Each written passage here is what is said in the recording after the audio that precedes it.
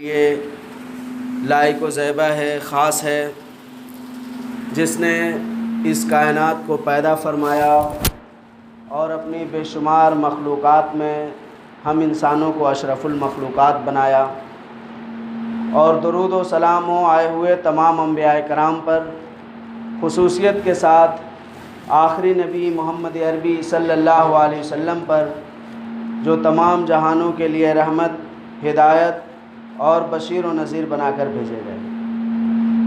محترم سامعین،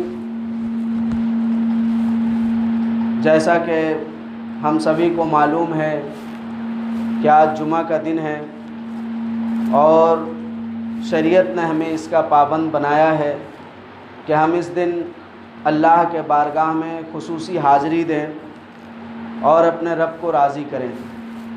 لہٰذا اس کے پیش نظر ہم جمع ہوئے ہیں اور اللہ سے امید کرتے ہیں کہ اللہ تبارک و تعالی ہم لوگوں کی حاضری کو قبول فرمائے اور ہمارے گناہوں کو بخش دے اور ہم پر اپنی رحمت کا نزول فرمائے، آمین۔ اس کے بعد میں یہ عرض کرنا چاہتا ہوں کہ اللہ تبارک و تعالی نے ہم انسانوں کو پیدا فرمانے کے بعد ہمارے لیے اپنی طرف سے ایک بہترین انتظام کیا کہ جس کے ذریعے ہم اس کی توحید کو سمجھیں اور اس کی حقانیت کو سمجھیں، اور اس کے لیے اللہ تبارک و تعالی نے ہم سے عہد بھی لیا۔ لہٰذا جب ہم دنیا میں آ گئے اور دنیا میں آنے کے بعد ہم ایک مدت تک ایک دین پر یعنی توحید پر قائم رہے، پھر شیطان نے ہمیں بہکایا اور ہمیں ٹکڑوں میں بانٹا۔ اس کے بعد اللہ تبارک و تعالی نے اپنے وعدے کے مطابق ہمارے درمیان انبیاء اور رسول کا سلسلہ جاری کیا، جیسا کہ اس بات کو اللہ تعالیٰ نے سورہ بقرہ کے اندر بیان کیا ہے۔ لہٰذا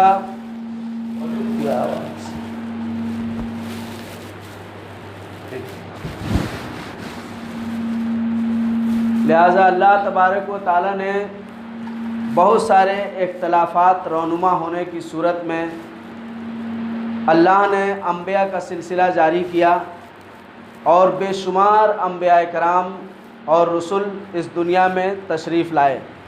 لہٰذا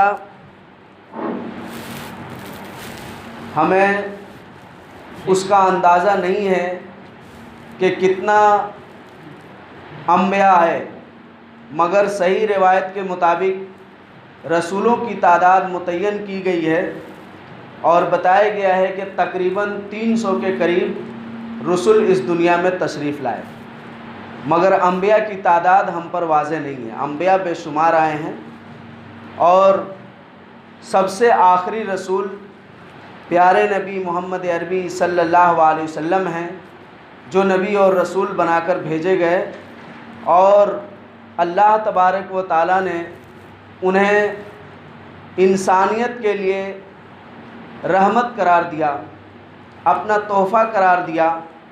اور قرآن کے اندر یہ بات موجود ہے، اللہ کہتا ہے، فرماتا ہے کہ ہم نے اے نبی آپ کو رحمت للعالمین بنا کر بھیجا، وَمَا أَرْسَلْنَاكَ إِلَّا رَحْمَةً لِلْعَالَمِينَ۔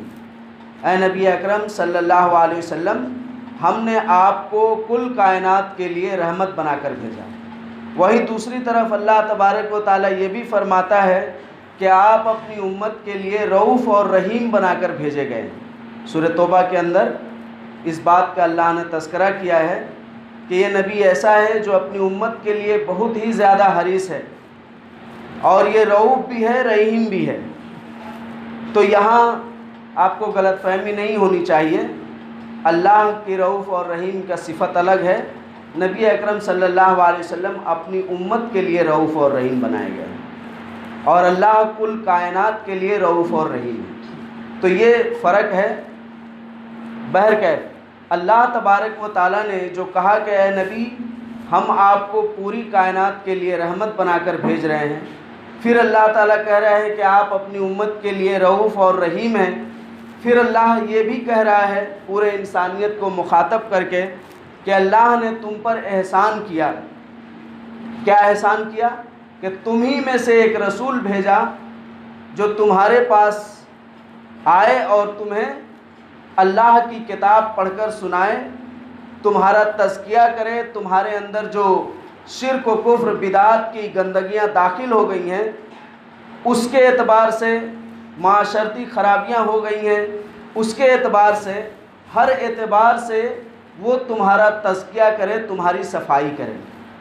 لہٰذا یہ بات ہم اچھی طرح جانتے ہیں کہ جب اللہ کے رسول صلی اللہ علیہ وسلم کو اللہ نے رحمت اور تحفہ بنایا اور نازل کرنے کا ارادہ کیا تو آپ کو معلوم ہے، مورخین بیان کرتے ہیں کہ سب سے افضل خاندان میں نازل کیا، اور اللہ تبارک و تعالیٰ نے چونکہ یہ آخری نبی تھے، اللہ کے حبیب ہیں، تمام انبیاء کے سردار ہیں، تمام نبیوں کے خطیب ہیں، ہم مسلمانوں کے شافی ہیں، شفاعت کرنے والے ہیں، تو اتنے عظیم المرتبت شخصیت کو جب اللہ نے نازل کرنے کا ارادہ فرمایا تو ظاہر ہے کہ جو اللہ کا تحفہ قرار دیا گیا ہے، تو تحفہ جب عطا ہوگا تو اس تحفے کی ذمہ داری بھی بنتی ہے کہ اس کی حفاظت کی جائے، اس کی دیکھ ریکھ کی جائے، اس کے لیے بہتر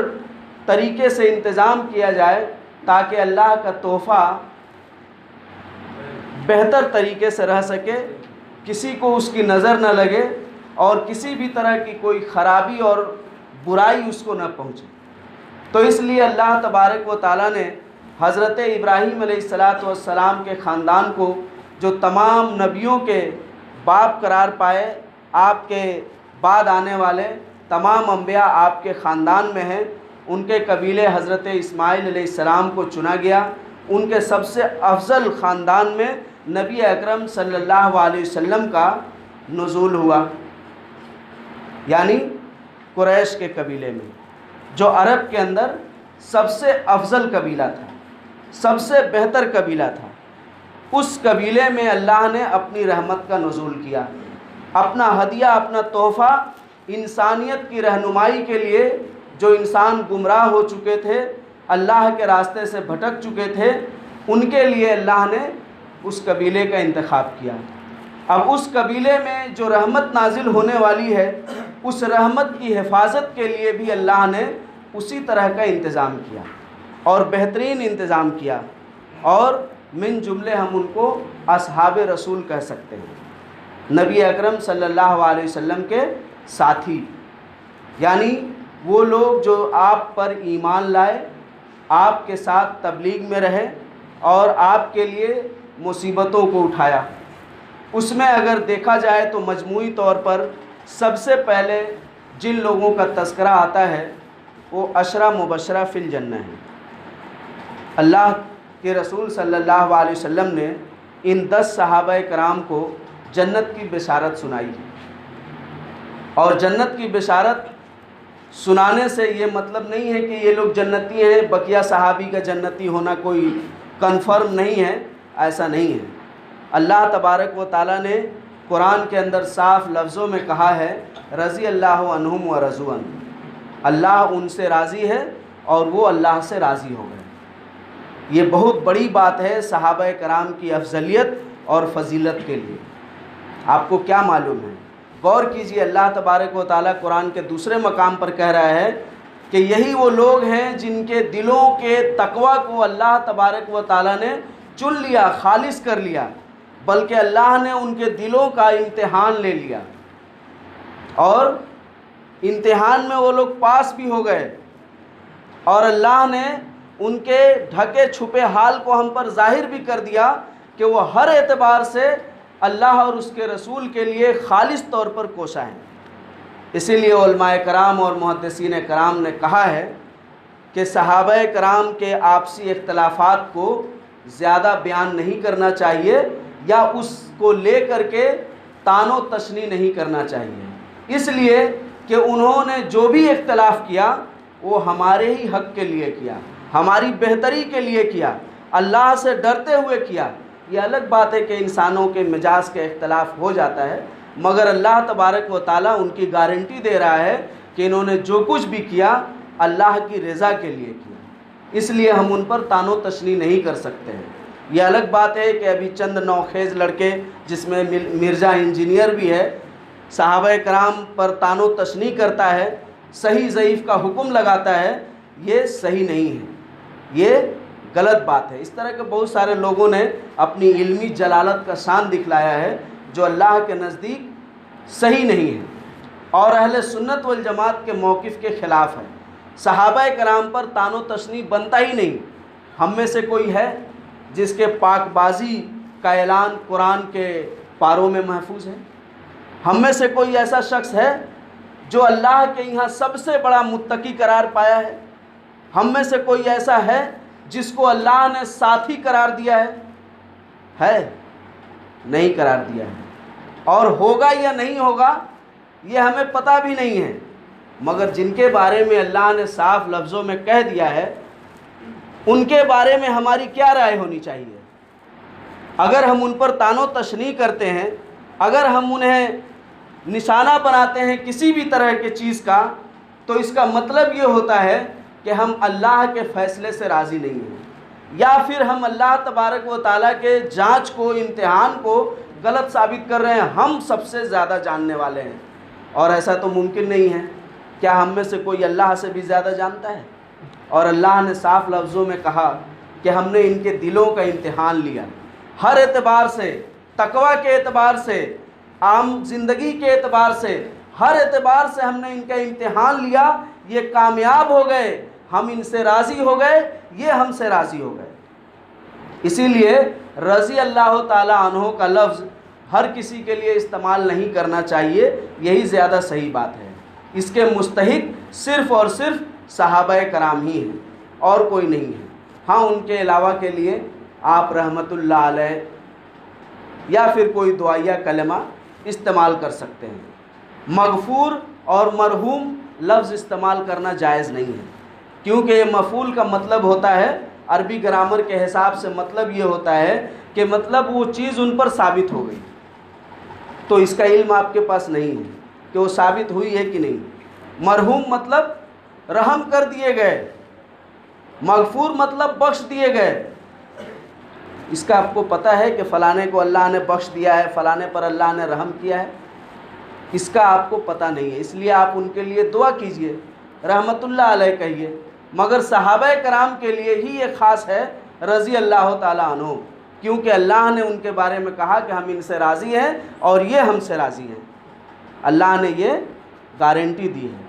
تو غور کیجئے اور سوچئے سمجھئے کہ اللہ تبارک و تعالیٰ نے جب اپنی رحمت کا نزول کیا تو یہ صحابہ کرام، جن کا نام 10 صحابہ کرام میں آتا ہے، لوگ کہتے ہیں کہ اللہ کے رسول صلی اللہ علیہ وسلم نے ان 10 صحابہ کرام کو ایک مجلس میں خوشخبری سنائی، اس لیے ان کو عشرہ مبشرہ کہا جاتا ہے۔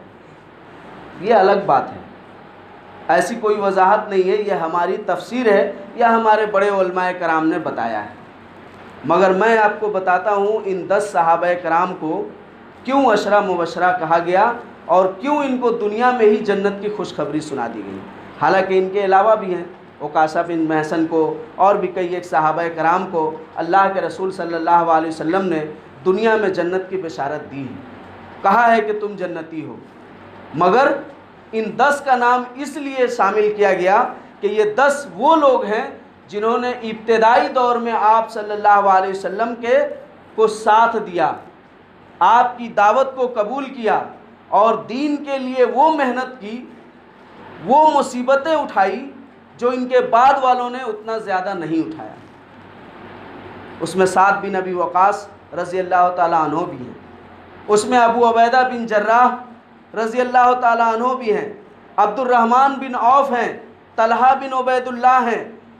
4 خلفاء ہیں، عشرہ مبشرہ میں 4 خلفاء ہیں، یعنی حضرت ابو بکر صدیق رضی اللہ تعالیٰ عنہ، حضرت عمر رضی اللہ تعالیٰ عنہ، حضرت علی رضی اللہ تعالیٰ عنہ، حضرت عثمان غنی رضی اللہ تعالیٰ عنہ، یہ 4، اور ان کے بعد 6 ہیں: طلحہ بن عبید اللہ، ابو عبیدہ بن جراح، عبد الرحمن بن عوف، اور سعد بن ابی وقاص، زبیر ابن العوام۔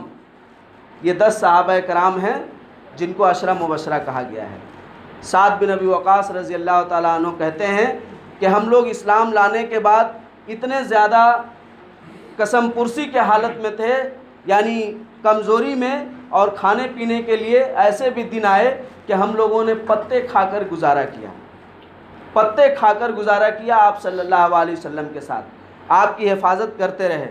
تو یہ صحابہ کرام، تو اللہ تبارک و تعالیٰ نے جب اپنی رحمت کا نزول کیا، اپنے تحفے کو انسانیت کے حوالے کیا، تو اسی طرح سے اللہ نے ایک افضل خاندان چنا، وہ افضل خاندان کہ جس کی افضلیت میں مکہ بھر میں کسی کو کوئی شک نہیں تھا۔ سبھی کوئی کہتا تھا کہ آپ کا خاندان، آپ سب سے افضل ہے، آپ سے افضل کوئی نہیں ہو سکتا ہے، آپ سے بہتر کوئی نہیں ہو سکتا ہے۔ اور وہ تھا بھی ایسا شخص کہ وہ ہر وقت اسی تلاش میں رہتا تھا کہ کب میں ایسے شخص سے ملوں کہ جو میری دنیا اور آخرت بنا دے۔ خواب بھی انہوں نے بہت سارے دیکھے تھے، اپنے علاقے کے راہبوں سے پتہ بھی کیا تھا، مگر ان کے علاقے کے راہبوں نے کہا کہ آپ کے یہ خواب کیا ہیں؟ اضغاث و احلام ہیں، اس کی کوئی حقیقت نہیں ہے۔ پھر وہ شام تجارت میں گئے، وہاں کے راہبوں سے بھی پتہ کیا، وہاں کے راہبوں نے کہا کہ ایک آخری نبی آنے والا ہے، اور اس آخری نبی کے آنے کے تم منتظر ہو، اور اس آخری نبی کے آنے کے وقت تم اس کو سب سے پہلے قبول کرو گے۔ اسی طرح انہوں نے یہ بھی خواب دیکھا تھا کہ مکہ کی سرزمین پر چاند ٹکڑوں میں بٹ کر نازل ہوا، یعنی چاند ٹکڑوں میں بٹ کر مکہ کے اندر اترا اور تمام گھروں میں داخل ہو گیا، تمام گھروں میں داخل ہو گیا، ٹکڑا ٹکڑا۔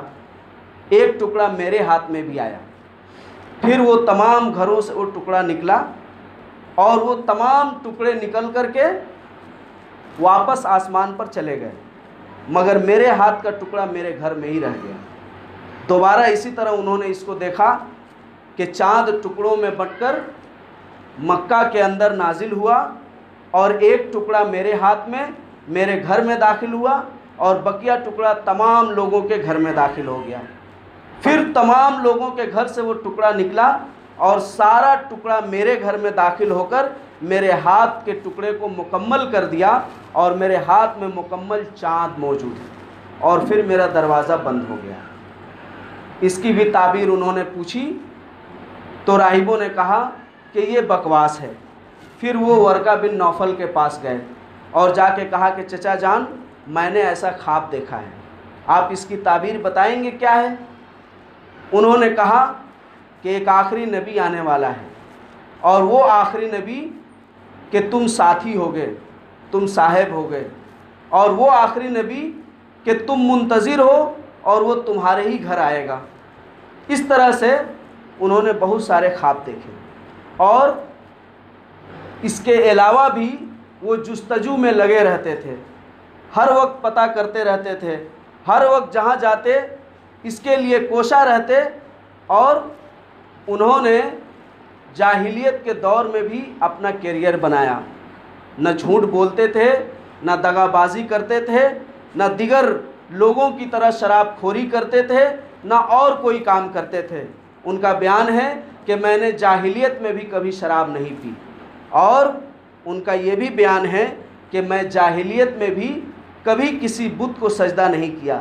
میرے والد ایک مرتبہ بت خانے میں لے گئے اور مجھے چھوڑ کر کہیں چلے گئے۔ لے جانے کے وقت انہوں نے بت کے سامنے مجھے حاضر کرتے ہوئے کہا کہ یہ ہے تمہارا بلند و بالا، شان و عظمت والا خدا، اس کو دیکھو، یہ معبود ہے تمہارا، اس سے جو مانگو گے تمہاری حاجت پوری کرے گا۔ پھر وہ چھوڑ کر چلے گئے، اور دوسری روایت میں ہے کہ وہیں پر رہے۔ پھر انہوں نے اس بت کو کہا کہ میں بھوکا ہوں۔ غور کیجئے، توحید کس چیز کا نام ہے، توحید کی کیا اہمیت ہوتی ہے، توحید کس کو کہتے ہیں؟ ہم میں سے اکثر لوگ ابھی توحید کی معرفت کو نہیں سمجھے ہیں، توحید کی باریکی کو نہیں سمجھے ہیں۔ اللہ کے رسول صلی اللہ علیہ وسلم کیا کہتے ہیں؟ اللہ کے رسول صلی اللہ علیہ وسلم کہتے ہیں کہ اللہ تبارک و تعالیٰ کہتا ہے، اے ابن آدم، میں نے تم پر ظلم کو حرام کیا ہے اور اپنے اوپر بھی ظلم کو حرام کیا ہے، پس آپس میں تم ایک دوسرے پر ظلم نہ کرنا، آپس میں ایک دوسرے پر ظلم نہ کرنا۔ صحیح مسلم اور بھی حدیث کی کتابوں میں یہ حدیث آئی ہے۔ امام نووی رحمۃ اللہ علیہ نے 40 میں بھی اس حدیث کو شامل کیا ہے۔ غور کیجئے اس حدیث کے الفاظ۔ پھر کہتا ہے اللہ، اے ابن آدم، تم سب کے سب بھوکے ہو سوائے اس کے جسے میں کھلاؤں، پس چاہیے کہ تم مجھ سے کھانا مانگو۔ یہ ہے وہ توحید کی باریکی جو آدمی نہیں سمجھتا ہے۔ ہم کو تو پتہ ہی ہے مودی خانہ میں، راشن دکان میں سامان ملتا ہے کھانے پینے کا، تو اللہ تعالیٰ کیسے کھلاتا ہے؟ ہم کما کے لائیں گے تو کھائیں گے، نہیں کما کے لائیں گے تو کیسے کھا لیں گے؟ یہ ساری باتیں ہیں کہ نہیں؟ تو یہ وہ بات کر سکتا ہے جس کو توحید کی معرفت نہیں۔ لیکن جس کو توحید کی معرفت ہے وہ جانتا ہے کہ یہ ساری چیزیں بغیر اللہ کے معاونت کے، بغیر اللہ کے مدد کے ہمیں حاصل نہیں ہو سکتا ہے۔ ہم کیا کہتے ہیں؟ کہتے ہیں کہ کہتے ہو کہ غیر اللہ سے مانگنا شرک ہے، اور روٹی اپنی بیوی سے کیوں مانگتے ہو؟ تو یہ وہی کہہ سکتا ہے نا جس کو توحید کی معرفت نہیں۔ لیکن جو خاص اللہ کے تحفے کی حفاظت کے لیے بنایا گیا، اللہ تبارک و تعالیٰ نے دیکھی ہے اس کو توحید کی کتنی سمجھ دی۔ کہتے ہیں کہ میں نے اس بت سے کہا میں بھوکا ہوں مجھے کھانا دو، اس نے کوئی جواب نہیں دیا۔ اس سے میں نے کہا میں ننگا ہوں مجھے لباس پہنا دو، اس نے کوئی جواب نہیں دیا۔ پھر میں نے اس سے کہا کہ میں تمہیں پتھر مارنے والا ہوں، تم اپنی حفاظت کر لو، اور میں نے ایک پتھر اٹھایا اس کے چہرے پر مارا اور وہ بت دھڑام سے گر گیا، اپنی حفاظت نہیں کر سکا۔ اس پر میرے والد بڑے غصہ ہوئے اور میرے بازو کو کھینچتے ہوئے باہر لائے، مجھے تھپڑ لگایا اور میری ماں کے پاس سونپ گئے، کہا کہ سنبھالو اپنے لاڈلے کو، دیکھو یہ کیا کرتا ہے، بتوں کی معبودوں کی توہین کر رہا ہے، اسے شعور نہیں، اسے سکھلاؤ کہ معبودوں کی عزت کیسے کی جا سکتی ہے۔ ان کی ماں نے انہیں سمجھایا تو انہوں نے کہا کہ میں نے کیا غلط کیا؟ جب وہ میرا بلند و بالا معبود ہے، برتر معبود ہے، میری حفاظت کر سکتا ہے، تو اس نے مجھے کھانا کیوں نہیں دیا؟ اس نے مجھے لباس کیوں نہیں پہنائی؟ اس نے میری تو دور اپنی حفاظت کیوں نہیں کر سکا؟ اس طرح کے سوالات اور اس طرح کی بہت ساری باتوں کو وہ کرتے تھے۔ اور اس وقت جاہلی شاعر بھی تھا ایک جو توحید کے شعر کو پڑھا کرتا تھا، ان لوگوں کو وہ سمجھایا بھی کرتے تھے۔ مورخین کا بیان ہے کہ اس وقت عرب کے اندر سب سے بڑا، خاص کر مکہ اور پورے عرب میں سب سے بڑا، عرب اور دیگر اقوام کے نسب کے بارے میں سب سے بڑا اور گہرا علم رکھنے والا وہ شخص جانتے ہیں وہ کون ہے؟ جانتے ہیں؟ جاننے کی کوشش کیجئے۔ یہ ہماری کیا ہے؟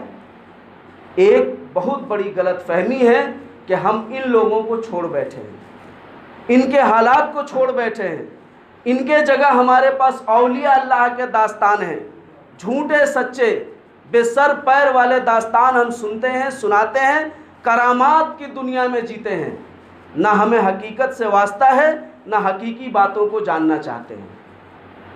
وہ جو سب سے بڑا اشرف خاندان، وہ جس کو اللہ نے سب سے بڑا متقی قرار دیا، وہ کہ جس کو نبی اکرم صلی اللہ علیہ وسلم کے بعد سب سے بڑا مسلمان قرار دیا گیا، وہ جس کو نبی اکرم صلی اللہ علیہ وسلم کے بعد امت کا سب سے بڑا خیرخواہ شامل کیا گیا، وہ کہ جس کو اس امت کے لیے سب سے زیادہ مال خرچ کرنے کا شرف حاصل ہے، وہ کہ جس کے بارے میں امام کائنات نے کہا کہ مجھے اس کے مال نے دین کے اشاعت میں اور اللہ کے راضی کرنے کے لیے مسلمانوں کو اور دین کو طاقت پہنچانے کے لیے جتنا زیادہ مال اس کے مال نے نفع دیا، کسی اور کے مال نے نفع نہیں دیا۔ وہ شخص कौन है? जिसको सिद्दीक अकबर कहा जाता है, हज़रत अबू बकर सिद्दीक रज़ी अल्लाह ताला अन्हु। वो कि जब पूरी कायनात झुटला रही थी आपको, जब आप मेराज में गए, आए और कहा कि मैं आज रातों रात कहाँ गया? बैतुल मुक़द्दस, और फिर वहाँ से सातों आसमान के ऊपर, फिर वहाँ से आया, रातों रात हुआ। कुछ नए लोग मुसलमान में दाखिल हुए थे, उन्होंने कहा कि अब ये आप ओवर एक्टिंग बोल रहे हैं, जिसको हम लोग दूसरे लफ्ज़ों में बोल सकते हैं। कहा कि अब ये आप ज़्यादा बोल गए, इसका हमको यकीन नहीं है, क्या ऐसा हो सकता है? रिवायत में है, मुहक्कक और सही रिवायत में, कि अबू जहल भी था, वो तो मुसलमान नहीं था, मगर कुछ नए मुसलमान थे, वो इसी की वजह से फिर गए। कहा कि ये गलत है, इतना नहीं हो सकता है। अबू जहल ने कहा कि ये कैसे मुमकिन है कि आदमी, हम लोग आम आदमी 1 महीने 40 दिन की मुसाफत तय करके बैतुल मुक़द्दस जाते हैं, और ये हज़रत फरमा रहे हैं कि रातों रात 7 आसमान के ऊपर गया, और बैतुल मुक़द्दस भी गए, 7 आसमान के ऊपर भी गए, और वहाँ से सब घूम फिर कर रातों रात ही चले आए। कहा कि अब चलो उसको बोला जाए जो हर वक्त इसके दाएं बाजू बने रहते हैं, हर वक्त इनकी हिफाजत के लिए मुसिर रहते हैं, हर वक्त इनके आगे पीछे घूमते रहते हैं, चलो उसको बोला जाए, देखा जाए वो क्या कहता है। आए लोग अबू बकर सिद्दीक के पास, कहा कि आपका साथी, उसके बारे में आपको खबर है, क्या कह रहा है? हज़रत अबू बकर सिद्दीक रज़ी अल्लाह ताला अन्हु ने कहा कि हाँ बताओ क्या कह रहा है। कहा कि वो कह रहा है कि मैं रातों रात बैतुल मुक़द्दस गया, 7 आसमान घूम आया, रातों रात हो गया। हज़रत अबू बकर सिद्दीक रज़ी अल्लाह ताला अन्हु ने क्या जवाब दिया, सुनने के लायक है, तारीख़ के सफ़हात में चमक रहे हैं, आबे ज़र से लिखे गए और लिखने वाले अल्फाज हैं। कुछ बगैर कीलो काल के क्या कहा, हाँ तो ये कौन सी बड़ी बात है, कौन सी बड़ी बात है? कहा क्यों, ये बड़ी बात नहीं है। कहा कि कैसे बड़ी बात हो गई? उस शख्स के पास 24 घंटे आसमान से खबरों का नुज़ूल हो रहा है, उस शख्स को रातों रात आसमान ज़मीन घूम कर आने में कौन सी बड़ी बात हो गई? उसका तो राब्ता ही बना हुआ है, उसके पास 24 घंटे आसमान से खबरें आ रही हैं, तो वो अगर 24 घंटे के अंदर आसमान ज़मीन घूम आया तो इसमें कौन सी बड़ी बात हो गई? वो लोग अपने मुंह को लेकर चले गए। नबी अकरम सल्लल्लाहु अलैहि वसल्लम ये मंजर देख रहे थे। आपने कहा कि अबू बकर आज से तुम सिद्दीक हो गए। सारे लोगों ने आपको झुटला दिया। अल्लाह के रसूल सल्लल्लाहु अलैहि वसल्लम आपके पास गए, कहा अबू बकर ये इस्लाम की इब्तिदाई बातें हैं।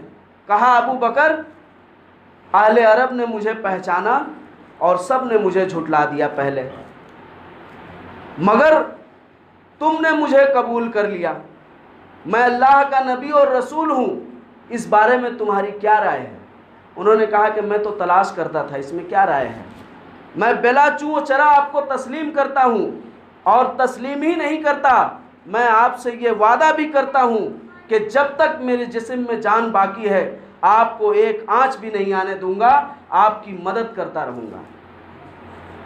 मालूम है इस्लाम की तबलीग कैसे की जाती है? आज हम लोग जुमा के दिन जमा होते हैं, अपने रूह को ज़रा ज़िला देते हैं और फिर उसके बाद निकल जाते हैं, घरों में खाते पीते हैं, आराम से सो जाते हैं।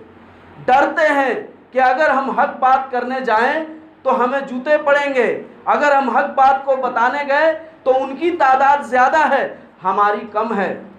आपको नहीं मालूम कि दीन की तबलीग कुरान के साथ साथ, हदीस के साथ साथ उन उलूम के ज़रिए भी किया जाता है जिन उलूम को अल्लाह ने आपको अता किया है। उस वक्त पूरा कुरान का नुज़ूल नहीं हुआ था, उस वक्त अहादीसें भी अभी बहुत ज़्यादा नहीं बनी थीं, इब्तिदाई दौर की बातें। हज़रत अबू बकर रज़ी अल्लाह ताला अन्हु लोगों के पास जाते और इल्मुल अंसाब के ज़रिए उन पर तबलीग करते, कहते कि तुम्हारे ख़ानदान को मैं जानता हूँ, तुम्हारा ख़ानदान इतना अच्छा था, ऐसा था, वैसा था, तुम कैसे ऐसे निकल गए? तुमने कैसे गैर माबूदों को, अल्लाह को छोड़कर दिगर माबूदों को मानना शुरू कर दिया? اس کو بڑے اچھے طریقے سے کائنات کی نشانیوں کو سمجھا بجھا کر اس کو دعوت و تبلیغ پیش کرتے، اور اس طرح سے حضرت ابوبکر صدیق رضی اللہ تعالیٰ عنہ کی تنہا محنت کہ آپ کے محنت سے کل 38 صحابہ کرام مشرف بہ اسلام ہوئے۔ تواریخ بیان کرتی ہے کہ ابتدائی دور میں 9 صحابہ کرام ہیں جن میں سے اکثر عشرہ مبشرہ میں داخل ہیں۔ وہ کون ہیں؟ عبد الرحمن بن عوف ہیں، عثمان غنی رضی اللہ تعالیٰ عنہ ہیں، عثمان بن مظعون ہیں، ارقم بن ارقم ہیں۔ یہ سارے صحابہ کرام حضرت ابوبکر صدیق کے تبلیغ سے مسلمان ہوئے، اور آپ صلی اللہ علیہ وسلم کے پاس آ کر کلمہ توحید پڑھا اور اسلام میں داخل ہوئے۔ یہ لوگ پھر جب 38 صحابہ کرام ہو گئے تو کیا بیان ہے؟ حضرت ام المومنین عائشہ رضی اللہ عنہا کہتی ہیں کہ 38 لوگ جب اسلام میں آ گئے پہلے پہل، تو حضرت ابوبکر صدیق رضی اللہ تعالیٰ عنہ نے کیا کہا؟ اللہ کے رسول اب ذرا تبلیغ کا دائرہ وسیع کیا جائے، آپ حق پر ہیں، چلیے خانہ کعبہ میں چل کر آپ بھی لوگوں کو بلائیے، اللہ کی توحید سنائیے۔ اللہ کے رسول نے کہا کہ ابو بکر ابھی رک جاؤ، کہا کہ نہیں، اصرار کرنے لگے، کیونکہ ان کو یہ پتہ چل گیا تھا نا کہ اللہ کی طاقت سب سے بڑی طاقت ہوتی ہے، دنیا اور کائنات کی طاقت اللہ کے طاقت کے سامنے کچھ بھی نہیں۔ اللہ نے کیا کہا؟ قرآن کے اندر کہا کہ اگر میں تمہیں دریا میں ڈبو دوں اور تمہاری چیخ کوئی نہیں سن سکتا، اور اگر کوئی سن لے بھی تو میرے علاوہ کون ہے جو تمہاری مدد کر سکتا ہے؟ کون ہے؟ کون ہے؟ ہمارے پاس ہے نا۔ ڈوب رہے تھے، چلانے لگے، بڑے پیر آ گئے، کہا میں آپ کو ہاتھ نہیں دے سکتا کیونکہ میں نے تو خضر کو اپنا ہاتھ دیا ہے۔ ڈوب رہے ہیں لیکن بڑے پیر بچانے آ رہے ہیں، کہہ رہے میں تو اپنا ہاتھ آپ کو نہیں دوں گا کیونکہ میں تو خضر کا مرید ہوں۔ بس بڑے پیر غائب ہوئے، اتنے میں خضر آ گئے اور اس کو بچا لیا۔ اللہ کہہ رہا ہے کہ تم کو میرے بعد کوئی نہیں بچا سکتا۔ اور یہ بھی ایک صحابی کے ایمان لانے کا واقعہ بن گیا۔ معلوم ہے کس صحابی کا؟ اسی صحابی کا جس کا باپ نبی اکرم صلی اللہ علیہ وسلم کو ستانے کے لیے ایک چھوٹا سے چھوٹا موقع کو نہیں چھوڑتا تھا۔ اسلام کا سب سے بڑا دشمن ابو جہل کے بیٹے اکرمہ کا۔ اکرمہ رضی اللہ تعالیٰ عنہ کی دلیل یہی بنی کہ وہ آپ سے بھاگے، سمندر میں کشتی غرق ہونے لگی اور سارے اپنے معبود کو پکارنے لگے، اور انہوں نے بھی اپنے معبود کو پکارا، پھر کہا کہ نہیں، دیکھے اللہ کو پکار کے، پھر انہوں نے اللہ کو پکارنا شروع کیا اور ایسا معجزہ ہوا کہ یہ زمین کے کنارے لگ گئے۔ یہ جب دیکھا انہوں نے، ہوش آیا تو دوڑے ہوئے آپ صلی اللہ علیہ وسلم کے پاس آئے، آپ کے قدموں میں گرا اور اسلام قبول کر لیا۔ تو یہ سوچ بھی بنتی ہے، سوچ بنانا پڑتا ہے، جذبہ بنانا پڑتا ہے۔ حضرت ابوبکر صدیق رضی اللہ تعالیٰ عنہ اصرار کرنے لگے آپ صلی اللہ علیہ وسلم کے تبلیغ کے لیے۔ آپ صلی اللہ علیہ وسلم مکہ میں آئے اور وہاں بیٹھے، تبلیغ کے لیے لوگوں کو بتایا کہ اللہ کے علاوہ کوئی معبود نہیں، اور آپ کے بولنے سے پہلے حضرت ابوبکر صدیق نے ممبر کو سنبھالا، آپ کا تعارف کرایا اور لوگوں کو اسلام کی طرف بلایا۔ اس لیے مورخین لکھتے ہیں کہ نبی اکرم صلی اللہ علیہ وسلم کے نزول کے بعد ان کا تعارف کرانے والا اور اللہ اور اس کے رسول کی طرف بلانے والا سب سے پہلا خطیب امت میں کون ہے؟ ابوبکر صدیق رضی اللہ تعالیٰ عنہ۔ اس سے پہلے کسی صحابی نے یہ کام نہیں کیا۔ آئیے، کہتے ہو کہ علی کا حق مار لیا، علی روز روتے تھے، ہر ایک خطبے میں روتے تھے، اور عمر اور صدیق اکبر کی تعریف کیا کرتے تھے۔ کہتے ہیں خطبے میں کہ بتاؤ اے لوگو، سب سے بڑا بہادر اس امت میں کون ہے؟ یہ علی کا خطبہ۔ علی جمعہ کے دن خطبہ دے رہے ہیں اور لوگوں سے مخاطب ہو کر پوچھ رہے ہیں، اے علی، اے لوگو یہ بتاؤ کہ تم نے سب سے بڑا بہادر اس امت میں کس کو دیکھا؟ تمام لوگوں نے کہا کہ آپ سے بڑا بہادر کوئی نہیں۔ کہا کہ میں تو ایسا بہادر ہوں کہ جس سے نپٹا اس سے اپنا حق لے لیا، مگر اس امت کا سب سے بڑا بہادر وہ شخص ہے جو آج ہمارے درمیان نہیں ہے، اور وہ صدیق اکبر ابو بکر صدیق رضی اللہ تعالیٰ عنہ ہیں۔ ان کی بہادری کا کیا کہنا کہ جب غزوہ بدر میں صاحبان قائم کیا گیا اور پوچھا گیا کہ کون وہ شخص ہے جو اکیلا آپ کی جان کی پہرہ داری کر سکتا ہے، نبی اکرم کی حفاظت کر سکتا ہے، وہ شخص کون ہے جو تیار ہوگا؟ کسی کی ہمت نہیں ہوئی، مگر حضرت ابو بکر تلوار لے کر کھڑے رہے، آپ سے ہر ایک چیز کا دفاع کرتا رہا۔ وہی ابو بکر رضی اللہ تعالیٰ عنہ آتے ہیں، نبی کا تعارف کراتے ہیں، اور جب بات چلتی ہے مشرکین مکہ آپ کے پاس آتے ہیں، تابڑتوڑ حملے ہوتے ہیں، آپ کی پٹائی ہوتی ہے اور آپ کو بری طرح سے مارا جاتا ہے، یہاں تک کہ عتبہ بن ربیعہ آپ پر چڑھ جاتا ہے، تنہا پا لیتا ہے اور آپ کے چہرے پر جوتوں سے مار مار کر آپ کا چہرہ لہو لہان کر دیتا ہے۔ اتنا زیادہ نازک حالت کہ بنو تمیم کے قبیلے پہنچتے ہیں، جو آپ کا قبیلہ تھا، آپ کو چھڑا کر لے جاتے ہیں صدیق اکبر کو، اور آ کر مکے میں قریشان مکہ کو دھمکی بھی دے جاتے ہیں کہ اگر ابو بکر مر گیا تو ہم اس شخص کو قتل کر دیں گے۔ وہ جاتے ہیں، بے ہوش پڑے رہتے ہیں، ان کی ماں ام خیر ان کا دیکھ بھال کرتی ہے، تھوڑا سا ہوش آتا ہے، سبھی بے چین ہیں کہ ان سے ہوش آ جائے، تھوڑی بات کی جائے، کچھ کھلایا پلایا جائے۔ دن کے آخری پہر میں ان کو ہلکا ہوش آتا ہے، تھوڑی سی ان کو آرام محسوس ہوتی ہے۔ لوگ کہتے ہیں کہ اب ان کو ہوش آ گیا، کوئی بات نہیں ہے، اب ان کو تھوڑا کھلایا جائے، کچھ بات کی جائے۔ وہ ہوش آتے ہی سب سے پہلا جملہ اور سب سے پہلا کلمہ کیا کہتے ہیں؟ کہتے ہیں کہ مجھے سب سے پہلے یہ بتایا جائے کہ میرے آقا کیسے ہیں، نبی کو کیسے ہیں، ان کی حالت کیسی ہے، پہلے مجھے یہ بتایا جائے۔ ان کی ماں کہتی ہے بیٹا تھوڑا کھا لو، تھوڑا سا پی لو۔ کہتے ہیں میں اس وقت تک نہ کھاؤں گا نہ پیوں گا جب تک کہ مجھے کوئی یہ نہ بتا دے کہ میرے آقا کیسے ہیں۔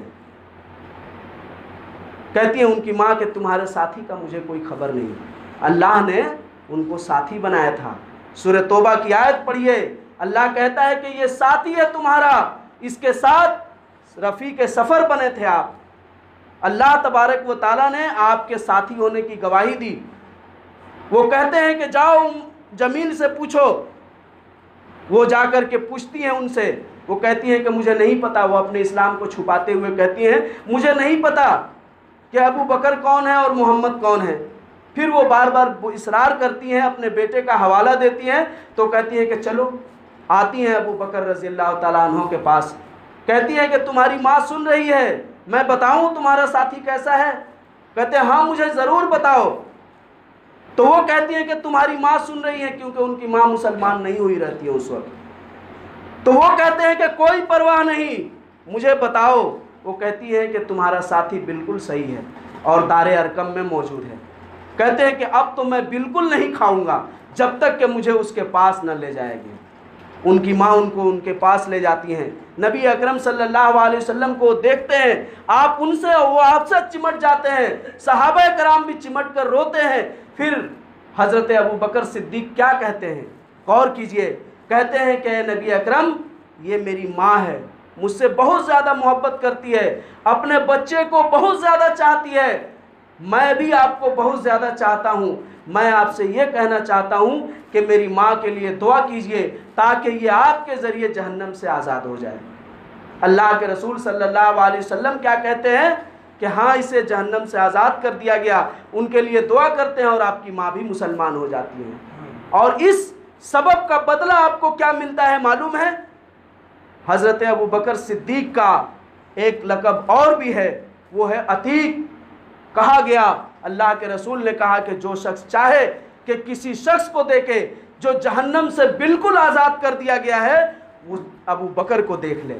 ابو بکر رضی اللہ تعالیٰ عنہ کی شخصیت اتنی ہی نہیں ہے، اور بھی یہ وقت زیادہ ہو گیا، معذرت کے ساتھ آخر میں اللہ سے دعا کرتا ہوں کہ اللہ ہم سب کو نیک عمل کرنے کی توفیق عطا فرمائے، ہمیں صحابہ کرام جیسا دینی جذبہ عنایت فرمائے تاکہ اس کے ذریعے ہم بھی لوگوں کے اصلاح کے لیے کوشاں رہیں، اپنی دنیا اور آخرت بنائیں۔